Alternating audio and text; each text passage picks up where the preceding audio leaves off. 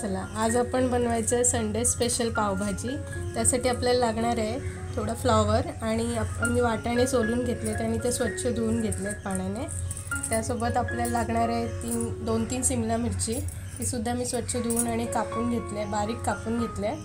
आणि त्याच्यामध्येच आपल्याला बटाटे सोलून धुवून आणि कापून घ्यायचे आहेत व्यवस्थित। आणि मी 5-6 टोमॅटो घेतले आहेत, ते सुद्धा मी धुवून कापून घेतले आहेत। आता हे सगळे साहित्य आपण धुवून कुकरमध्ये 5 ते 6 शिट्टी करून शिजवून घेऊया।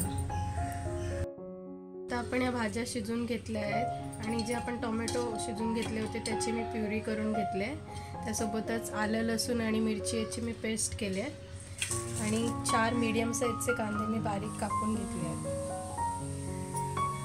आणि आता कढईमध्ये मी तेल तापत ठेवले आहे।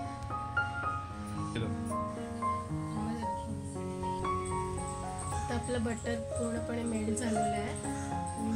त्यामध्ये आपण बारीक चिरलेला कांदा टाकूया।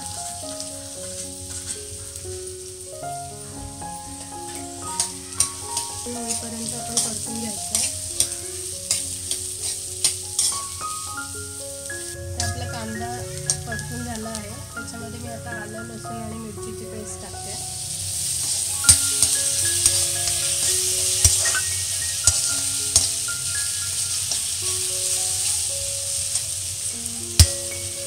चांगलंपणे मिक्स झालेलं आहे। आता याच्यामध्ये आलं लसूण पेस्ट टाकल्यानंतर याच्यामध्ये मी थोडीशी हळद, त्यासोबतच तिखट मसाला, धणे जिरे पावडर आणि गरम मसाला टाकते।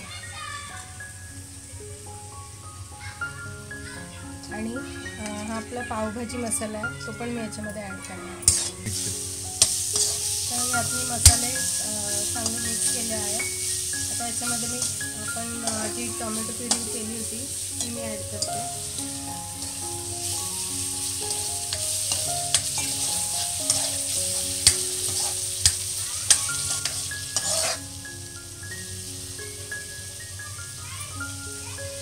आता आपल्या ग्रेव्हीला चांगलं तेल सुटलं आहे, तर त्याच्यामध्ये मी पावभाजी मसाला आहे तो ॲड करते।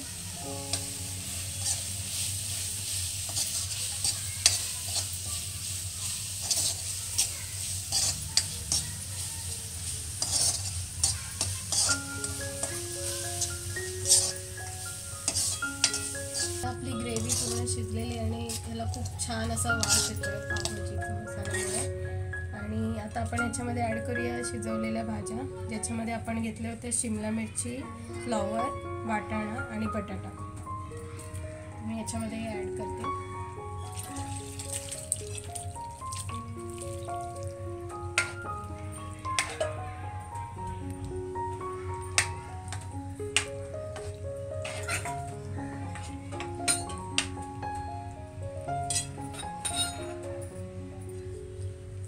तुमच्या आवडीनुसार तुम्ही याच्यामध्ये बीट किंवा गाजर सुद्धा घालू शकता, त्याच्याने चांगला रंग येतो पावभाजीला।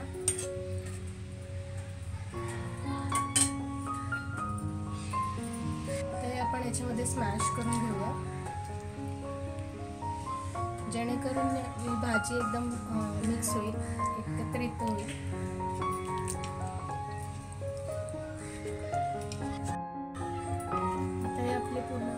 स्मॅश करून झाली आहे। आपण याच्यामध्ये जे टोमॅटो शिजून घेतले होते त्याचं उरलेलं पाणी मी याच्यामध्ये ॲड करते। जेवढी तुमची पावभाजीची क्वांटिटी असेल त्यानुसार याच्यामध्ये पाणी ॲड करायचं। ती व्यवस्थित मिक्स करून घ्यायची।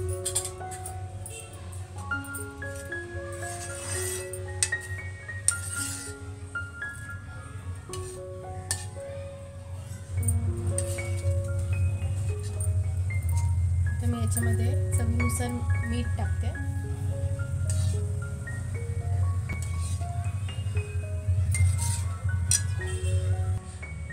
तर ही भाजी आपण 10 मिनिटं शिजवून घेतली आहे मंद आचेवर। त्याच्यामध्ये मी आता ही कोथिंबीर ने गार्निश करते।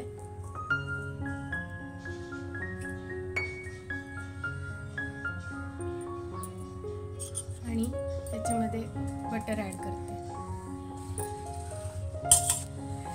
आपली टेस्टी पावभाजी रेडी आहे।